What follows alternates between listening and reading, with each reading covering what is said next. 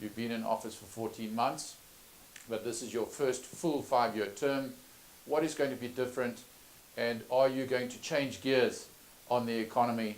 What your objectives and how you're going to get there? The key mandate that I have as president is to make sure that I focus on jobs. And I often say that's what keeps me awake at night. Because we've got too many of our people who are out of work, particularly young people. We want to come up with policies and projects that are going to ensure that young people get jobs. So that's what we're going to seek to do differently. Is there a plan to fix Eskom? Over what period? What I need to make clear is that it is a valued national asset, and we are not privatizing Eskom. We are restructuring Eskom, a process that will also allow the private sector to be our partners in generation, our partners already in distribution. There are already quite a number of distribution actors in the mix. And so generation lends itself also to having a number of partners who can participate in that.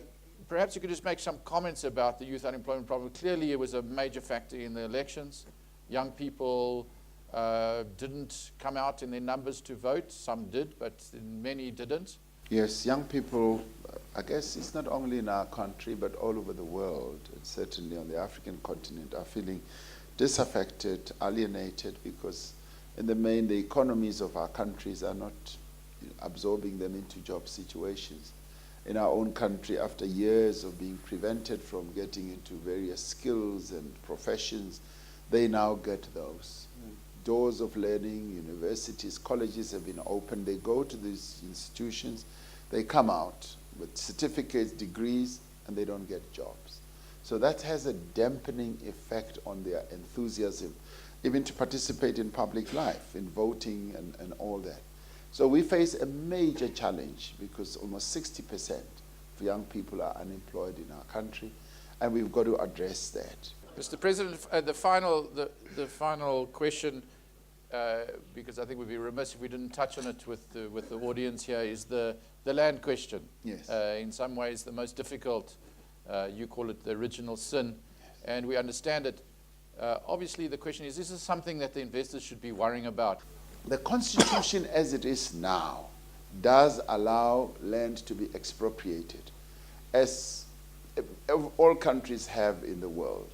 And to a point where, yes, even without compensation, it can happen under certain circumstances. Now, we are saying here in South Africa, we've always adhered to the rule of law.